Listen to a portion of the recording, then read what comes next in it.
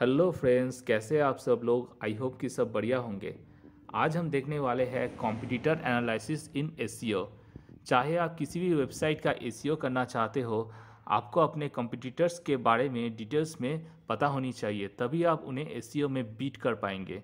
सो चलिए जानते हैं वो इम्पॉर्टेंट पॉइंट्स जो आपको देखनी है। अच्छा, पहला है डोमेन नेम। देखिए दोस्तों, जो आजकल का गूगल का एल्गोरिदम है वो डोमेन नेम को उतनी तवज्जो नहीं देती जो पहले में देती थी। ठीक है, बट फिर भी बता दूं कि डोमेन नेम एसईओ में अभी भी बहुत बड़ा रोल प्ले करता है। अगर आपके कंप्यूटर के वेबसाइट में डोमेन नेम में अगर प्राइमरी कीवर्ड या जो टारगेट कीवर्ड है वो डाला है तो उनके लिए ये एक स्ट्रॉन्ग पॉइंट है। ठीक है दोस्तों। सो आपको आपका जो वेबसाइट है, ठीक है, वेबसाइट का जो डोमेन नेम है जब चूज़ करेंगे, सो कोशिश कीजिए कि आपका जो प्राइमरी मेन कीवर्ड है वो हो। ठीक है। और एक बात कि आपका जो लेंथ है, जो डोमेन नेम का लेंथ है वो ज़्यादा ना हो। ज़्यादा रहने से क्या होता है, एक दिक्कत होती है कि आपको जो विजिटर्स है, ठीक है, या ऑडियंस है, उनको आपका जो डोमेन नेम है या ब्रांड नेम है वो याद नहीं रहती। सो कोशिश करें कि थोड़ा छोटा रखें। ठीक है, और हो सके तो प्राइमरी कीवर्ड्स डाल दे। इससे क्या होगा कि रैंक करने में उस कीवर्ड को, आपको वेबसाइट को रैंक कराने में थोड़ा इजी रहेगी। ठीक है दोस्तों। सो चलिए मूव करते हैं नेक्स्ट पॉइंट की तरफ। अच्छा, नेक्स्ट जो पॉइंट है वो है डोमेन का एज। आपको चेक करना होगा कि आपका कंप्यूटर्स का जो वेबसाइट है उनका डोमेन एज कितना है। अगर डोमेन एज ज़्यादा है सो ये एक उनके लिए एक पॉजिटिव पॉइंट है।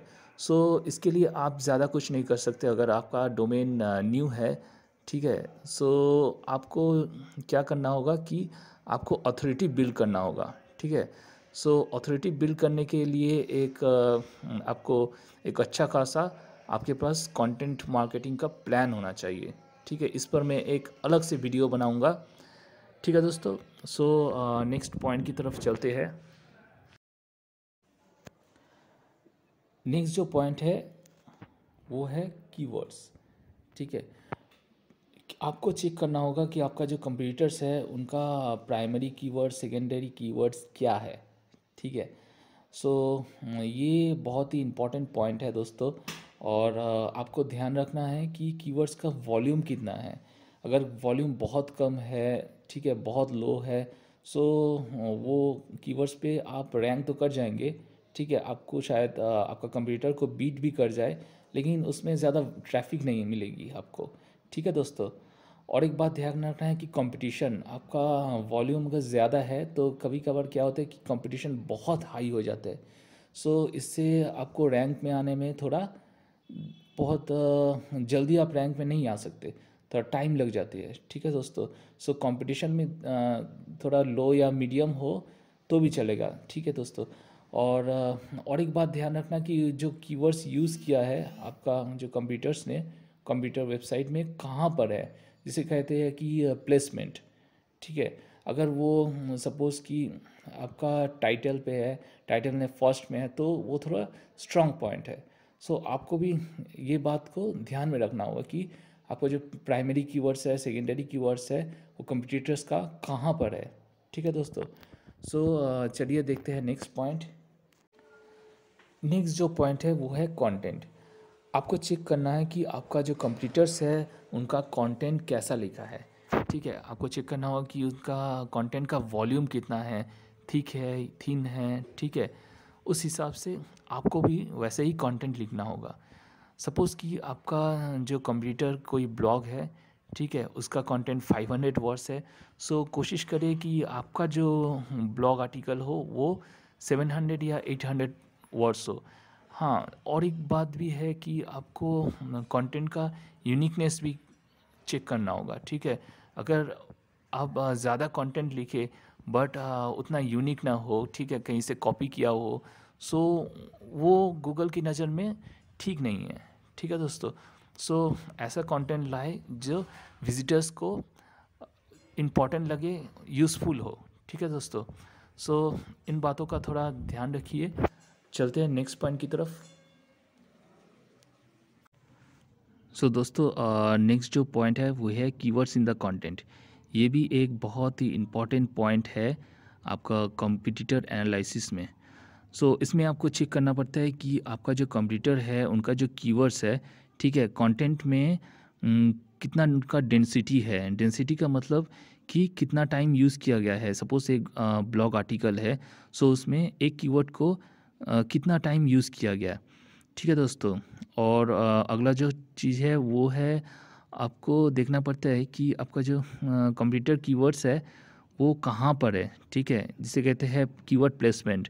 अगर वो शुरू में है तो इसका मतलब है कि आपको भी थोड़ा पैराग्राफ मीन्स फर्स्ट पैराग्राफ में कोशिश करें कि वो कीवर्ड हो, ठीक है दोस्तों। सो बट और एक बात का ध्यान रखें कि कीवर्ड को आप स्टफ़ ना करें, ठीक है। इसका मतलब ये है कि कीवर्ड को नेचुरली यूज़ करें अपने कंटेंट में, हर जगह पर ना डालें अपने कीवर्ड्स, ठीक है। सो जब उसे रीड करें, ठीक है, आपका जो आर्टिकल है या वेबसाइट का जो कंटेंट है, जो भी है, टेक्स्ट जो है, सो उसे जब कोई रीड करे वो नेचुरली लगे, ठीक है दोस्तों। सो इन बातों का ध्यान रखें। चलिए देखते हैं नेक्स्ट पॉइंट। अगला जो पॉइंट है वो है बैकलिंक्स। ये भी एक बहुत ही इम्पॉर्टेंट पॉइंट है जिसे आपको अवॉइड नहीं करना है। इसमें आपको कंप्यूटर का वेबसाइट के बैकलिंक प्रोफाइल को चेक करना पड़ता है, उसका कितना स्ट्रॉन्ग है, कहाँ से बैकलिंक आ रहा है, ठीक है। सो इसके लिए मोस्टली यूज़ किया जाता है टूल्स लाइक एचरेफ, जो पेड टूल्स है।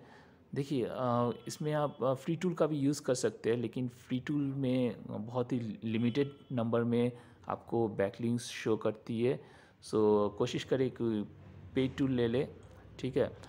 और इसमें जो देखा जाता है कि बैकलिंक्स कहाँ कहाँ से आ रही है और कितना स्ट्रॉन्ग है, ठीक है। मीन्स बैकलिंक्स का जो रिलेवेंसी चेक किया जाता है, ठीक है। और देखिए बैकलिंक्स भी जितना अच्छा होगा आपका, जितना अच्छा वेबसाइट से आप लेंगे, सो आपका ट्रैफिक भी अच्छा होगा और रैंक भी बढ़ेगी, ठीक है। सो इन बातों का ध्यान रखिए। सो मिलते हैं नेक्स्ट वीडियो में, ओके। और जाते जाते प्लीज़ वीडियो को लाइक करें, सब्सक्राइब करें और दोस्तों के संग शेयर करें, ठीक है दोस्तों। तब तक के लिए गुड बाय।